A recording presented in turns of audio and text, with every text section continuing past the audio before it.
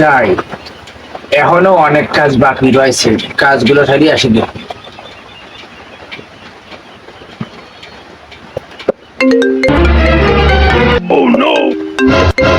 ফোনটা উঠে পারলাম না, আবার ফিরা কল দিল।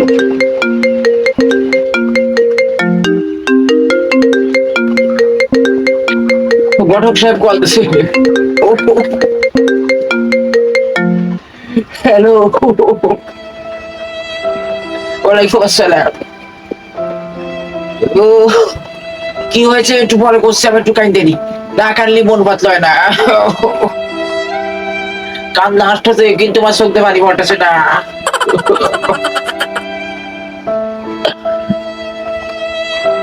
তুমি যেন কি করছিলে?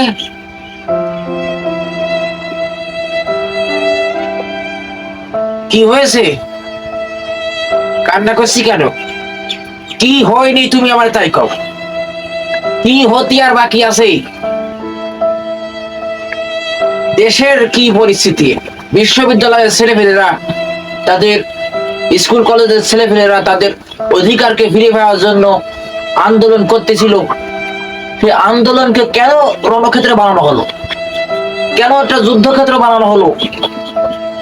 সেই ছাত্র সমাজের হাতে কোনো অস্ত্র নেই, কোনো অস্ত্র নেই তাদের প্রতিবাদ করার মতো। কিন্তু আইনের লোকজন, আইনের রক্ষক যারা, তারা জনগণের রক্ষা, জনগণকে প্রোটেকশন দেবে, প্রোটেকশন না দিয়ে তারা গুলি করে মারিয়ে ফেলতেছে। এটা কোন নিয়ম? এটা কোন নিয়ম? তাদের অধিকার নিয়ে এরকম সিনিমিনি কেন খেলা হচ্ছে? কেন ছাত্র সমাজ, বিশ্ববিদ্যালয়ের ছেলেপেলেরা, স্কুল কলেজের ছেলেপেলেরা তাদের অধিকারকে ফিরে পাওয়ার জন্য রাস্তায় আন্দোলন করেছে? সে আন্দোলনকে প্রতিহত করার জন্য পুলিশ, র্যাব, আর্মি এরা গুলি করে কত ছাত্রদেরকে হত্যা করলো। আহা গো, কষ্টে আমার বুকটা ফেটে যায়। কেন, কেন এরকম অন্যায় হবে ছাত্রদের সাথে? জ্বালা রে জ্বালা, অন্তর জ্বলে যায়। এই যে এই আন্দোলনকে কেন্দ্র করে কত জায়গায় আগুন লাগছে, কত জায়গায় কত কিছু ভাঙচুর হচ্ছে, মেট্রো রেলের উপরে কত আঘাত আনা হয়েছে।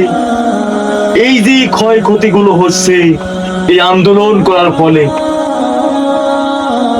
এই ক্ষতিগুলো পূরণ করার জন্য টাকা লাগবে না?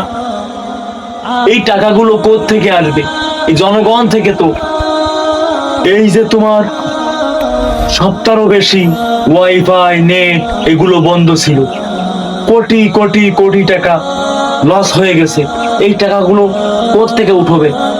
জনগণ থেকেই তো। জনগণ মানে আমাদের কাছ থেকে এই টাকাগুলো নেওয়া হবে। আমরা গরিব মানুষ, এত টাকা আমরা কোথা থেকে দেব? এমনিতেও আমরা বাজার করে খাইতে পারি, সমস্ত জিনিসের দাম চড়া। এই মাল জিনিসের দাম চড়া থাকার কারণে আমার ছেলেটার আমি বিয়ে দিতে পারতেছি। কত দুঃখ।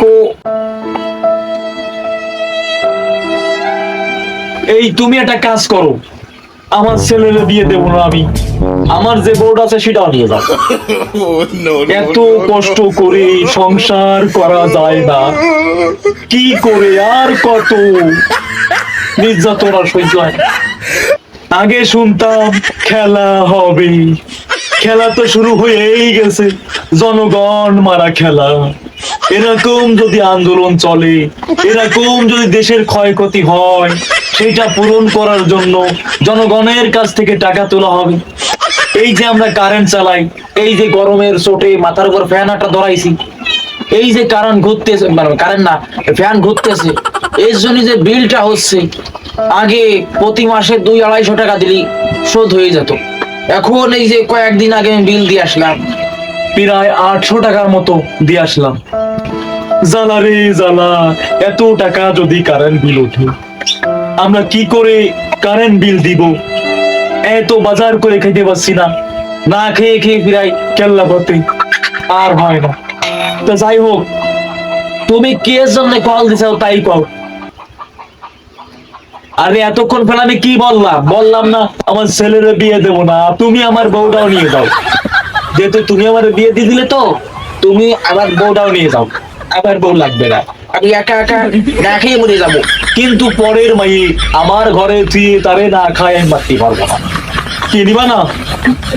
না নিলি আর কি করার, থাক, আমার ছেলেও বিয়ে দেবো না। ছেলে একা একা থাক, একা সেটা থাক। বিয়ে যে কি জ্বালা, যে বিয়ে না করেছে সে ছাড়া এ ঝাল কেউ বুঝবে না। এই যে আমার একটা মাইয়ে দিয়ে দিছেন আপনি। বিয়ের আগে খুব লাফাতাম বিয়ে করার জন্য, বিয়ে করার পরে মনে হয় কেন বিয়ে করলাম, না করেই তো ভালো ছিল। আমার ছেলের বিয়ে দেবো না, থাক। আমার মেয়ে দেখতে বেড়ায়, পরে দেখ পারি। ওকে, ওয়ালাইকুম আসসালাম। যাই, কাজে যাই।